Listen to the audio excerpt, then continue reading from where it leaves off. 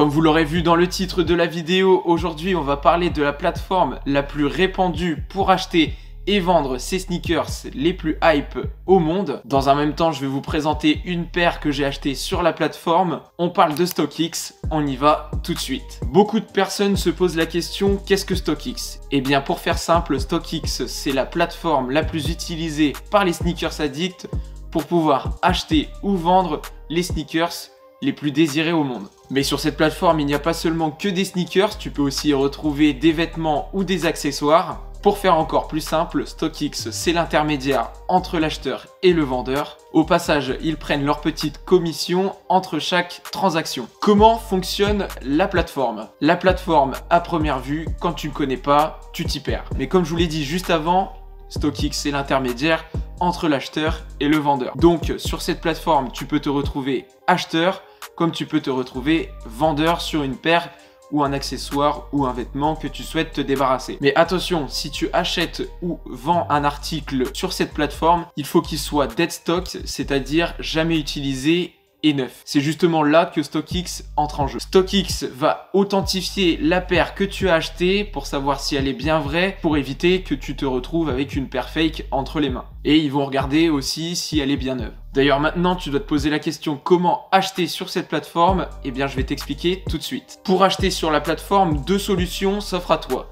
Tu peux acheter directement la paire à un prix fixé par le vendeur, ou alors tu peux faire une proposition, c'est-à-dire une enchère pour pouvoir acquérir la paire que tu souhaites. La proposition d'offre permet de proposer un prix moindre que celui proposé par le vendeur et tu verras peut-être un vendeur accepter ta proposition. Mais attention, parce que à chaque achat sur StockX, bien évidemment, ils prennent leur petite commission. En gros, c'est les commissions de traitement que la plateforme prend pour authentifier la paire. C'est le fameux petit tag vert StockX que vous retrouvez sur chaque paire achetée sur StockX. Et il faut ajouter à cela les frais de livraison pour obtenir un prix fixe et final. Pour ce qui est de la partie vente, pour le moment, je ne me suis pas aventuré dans cette catégorie.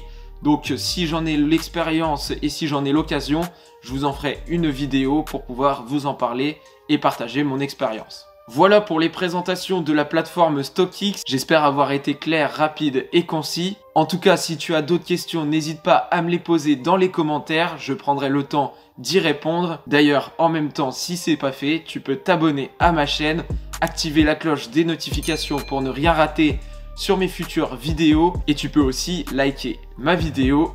Cela prend 2 minutes et en plus, ça ne tue pas. Tu peux aussi me suivre sur mes différents réseaux sociaux qui s'affichent juste en dessous et qui sont aussi disponibles dans la description. Maintenant que je vous ai présenté la plateforme StockX, comme je vous le disais, on va passer à la paire que j'ai achetée sur cette plateforme. Il s'agit de la ASICS J-Lite 3 LA to Japan en collaboration avec Sean Wotherspoon et Atmos. La paire est sortie en août 2020 si je ne dis pas de bêtises. La boîte elle se présente comme ceci, donc une boîte cartonnée comme d'habitude. Le logo ASICS, le logo Atmos et le logo Sean Wotherspoon qu'on retrouve aussi à l'avant de la boîte, juste ici. Sur les côtés, on a le logo ASICS comme l'autre côté. Ici, on a la taille qui ne bouge pas. J'ai oublié de vous le dire, mais sur l'avant de la boîte, on a des pointillés avec un ciseau. Allez, on passe au contenu. On a un petit message de la part de ASICS pour représenter les 30 ans de la J-Lite 3. C'est pour ça qu'ils ont décidé de faire une triple collaboration pour que la paire reste dans les mémoires. Voici les différents éléments qui sont présents dans la boîte. Donc on a un tag de StockX pour dire que la paire a été authentifiée. On a aussi la facture qui est juste ici. Voilà, facture StockX, un autocollant StockX. Et on a aussi par rapport à la paire, cette fois-ci, une paire de lacets rose. On a aussi différents patchs interchangeables que tu peux changer sur la paire. Je vous présenterai ça juste après. Maintenant qu'on a présenté les éléments dans la boîte, je vais vous unboxer la paire tout de suite. J'ai oublié de vous dire, à l'intérieur de la boîte, on a la silhouette de la J-Lite 3 et comment elle a été fabriquée.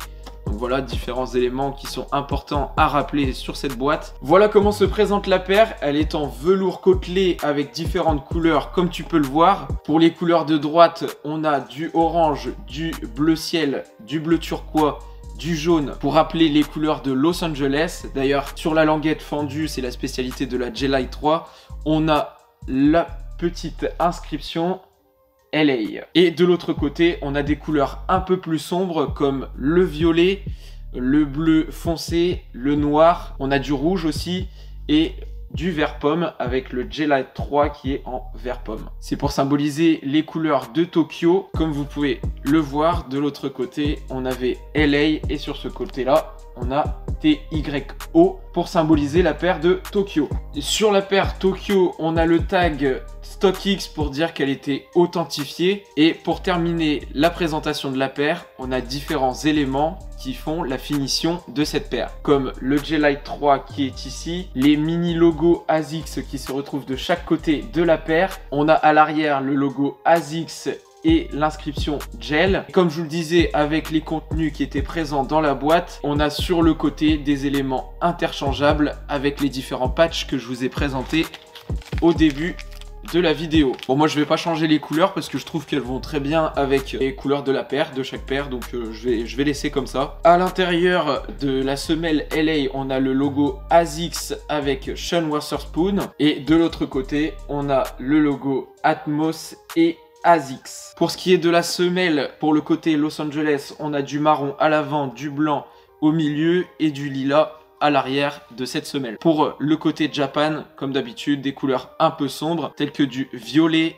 du blanc et du noir sur l'arrière de cette semelle. Voilà pour les présentations de la paire. Je pense avoir fait le tour de tous les éléments présents sur la paire. Donc paire que j'ai acheté au prix de 255 € sur la plateforme StockX. Ça représente un coût, mais quand on est passionné de sneakers, le coût, ce n'est qu'un détail. Je me suis donc dirigé vers le resell et donc je me suis dirigé vers la plateforme StockX. Voilà pour les présentations de la plateforme StockX et les présentations de la paire que j'ai achetée sur la plateforme. Je vous laisse comme d'habitude avec une petite vidéo on fit pour terminer cette vidéo. Nous, on se retrouve la semaine prochaine pour une nouvelle vidéo. D'ici là, portez-vous bien. C'était le Nonce. Au plaisir de vous divertir. Peace!